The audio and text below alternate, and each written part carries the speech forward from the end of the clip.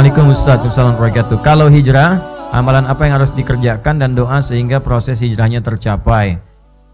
Baik, saya mau mengundang Ustaz ke tempat pengajian saya untuk menambah ilmu tentang Islam, saya sunnah-sunnah Islam. Terima kasih. Jazakallah khair, semoga Allah muliakan Anda. Kalau ingin berhijrah, maka dimulai dengan 3 cara yang paling utama. Yang pertama, berdoa supaya Allah menguatkan niat hijrahnya. Karena untuk hijrah itu tidak mudah. Untuk berubah itu tidak mudah. Ya, para akhwat, saudari-saudari saya yang semoga dicintai oleh Allah, kan? Terus yang belum berhijab, ingin berjilbab, itu tidak mudah. Ya, yang paling tidak mudah itu melawan gejolak hati. Ya, awas jangan ikuti perkataan orang. Kalau orang itu nggak akan pernah selesai komentarnya. Anda nggak berhijab, dengan Anda berhijab pun dikomentarin juga. Ya, nggak berjilbab dikomentari.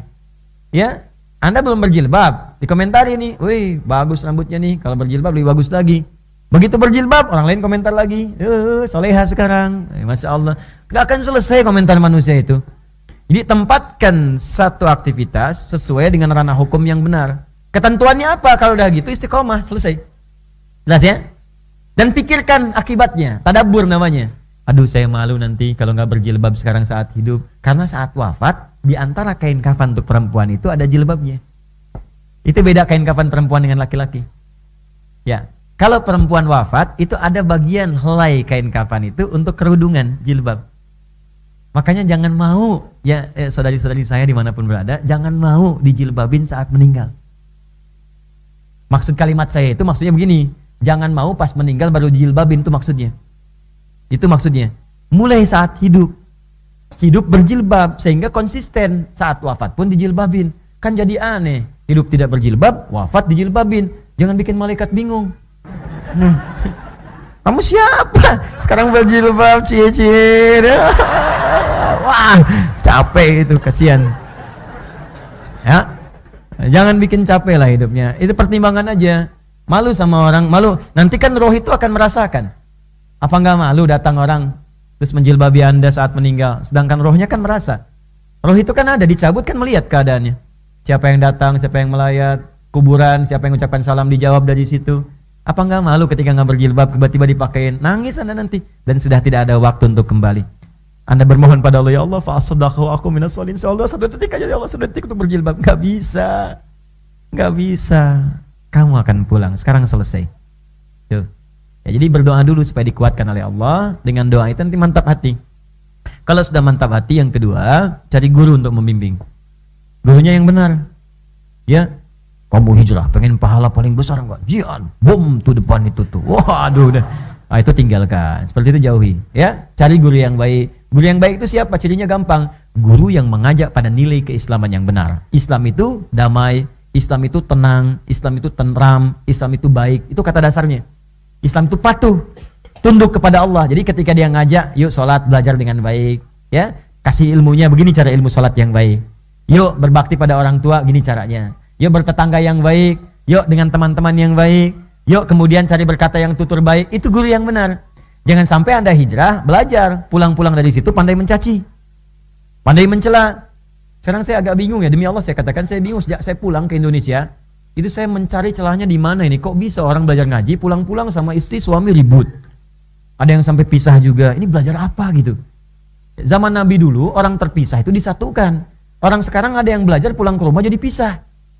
Dengan tetangga jadi ribut, jadi nggak kenal tetangga, aneh saya. Tetangga kok masa gitu? Ya, saya kan baik gitu. Ya, nah, jadi cari guru. Yang ketiga, buat prioritas amalan. Jangan lompat-lompat dulu, buat prioritas dulu. Pelan-pelan aja, nikmati aja pelan-pelan. Toh orang Badui juga di hadis Muslim datang kepada Nabi, bahasanya ringan. Ya Rasulullah, bima makna alimni amalan basitan yudkhilnil jannah. Ya Rasulullah, ajarkan padaku ilmu yang sederhana aja. Yang penting saya masuk surga. Pintar kan? Modal dikit keuntungan pengen banyak. Ya apa yang sederhana aja ya Rasulullah, yang penting masuk surga. Maka ya Nabi diajarkan, sudah cukupkan dengan yang fardu. Nih salat fardu, gak usah kerjakan kecuali kalau pengen tatawu. Illa antatawwa, kalau pengen sunnah. Nih zakat, kalau pengen sunnah infak. Apa kata orang ini? Ya Rasulullah, saya akan iltizam, komitmen dengan yang fardu, saya gak akan kerjakan yang sunnah. Kata Nabi, bahkan dia katakan saya akan jaga diri saya, maksudnya gak bermaksiat. Jadi jaga maksiat, dia pergi konsisten dengan yang wajib aja, yang sunnah nggak pernah dia kerjakan. Terus fantolak kalau dia pergi, kata Nabi, aflaha in sadaqa. Au dakhala al-jannah in sadaqa. Kalau benar komitmen dengan perkataannya, masuk surga dia. Surga. Dia kerjakan yang fardu aja, sunnah nggak dikerjakan. Puasa sunnah nggak pernah, sholat sunnah nggak pernah. Tapi catatan, hindari maksiat. Karena setiap bermaksiat, pahala ditarik untuk menutup dosa. Orang ini kan tinggal di padang pasir. Kalau di padang pasir mau maksiat bagaimana? Mau zina nggak ada yang dilihat unta. Unta emang kan nggak pakai baju. Apa yang dilihat siapa? Yang dilihat unta, padang pasir lagi. Jadi maksiatnya tipis. Ente pengen ngikutin, mustahil. Karena kita tinggal di lingkungan seperti ini tiap hari, maksiat kelihatan, terdengar. Gibah di setiap tempat. Sekarang gibah masuk ke rumah. Dikemas dengan kemasan yang bagus. Masuk ke TV, ada acara, ada ini, dinikmati juga. Bahkan dihitung, kapannya jadwal acaranya. Cita-cita surga tapi menikmati maksiat kan bahaya gitu. Jelas ya? Nah, jadi bikin prioritas, sholat dulu. Sholat udah bagus, naik puasa. Ya, ilmunya diisi. Senin dulu, nggak apa-apa, biasanya nggak kuat, sekuatnya dulu. Sampai zuhur, buka, terus ke asar, nggak apa-apa, bukan aib kok. Bukan aib, nggak ada masalah, bukan aib. Bukan aib, jangan dipaksain. Tiba-tiba sampai maghrib, berjuang, syahid. Terus pingsan, terus orang bilang, gara-gara kamu puasa, si puasa yang disalahin. Ya sampai maghrib, besok selesai, alhamdulillah, konsisten dulu Senin, jangan nambah Kamis dulu. Begitu enak, masuk Kamis. Belajar ilmunya lagi. Ada puasa apa lagi? Ayamul Bid. 3 hari pertengahan bulan 13, 14, 15 kan? Ada puasa apa lagi? Puasa Daud, sehari puasa sehari enggak, ikuti. Tapi ilmu dipelajari lagi. Jangan nyimpulkan sendiri. Oh, kalau ada puasa Daud berarti ada sholat Daud. Subuh sholat, zuhur tidak. Asar sholat, maghrib tidak. Jelas ya? Bikin prioritas. Punya catatan. Nah kalau sudah begitu, hijrahnya enak. Dan yang terakhir, bergaul bersama orang-orang soleh. Itu dia cukup dengan amin, gaul, lihat ya. Lihat, maka di dalam rumah hijrah bareng-bareng, suami jadi soleh, istri jadi soleha, maka anak otomatis akan soleh semua. Tetangga cari teman yang soleh. Antum kalau cari ilmu, cari sekolah-sekolah yang baik, kampus yang baik, pilih teman-teman yang baik. Di kantor pilih teman-teman baik, supaya mengajak pada yang baik. Jadi kalau sudah gotong royong ibadahnya, ringan nanti. Begitu misalnya, maaf ya, Allahu Akbar, teman yang ngajak, ayo ke masjid. Tuh.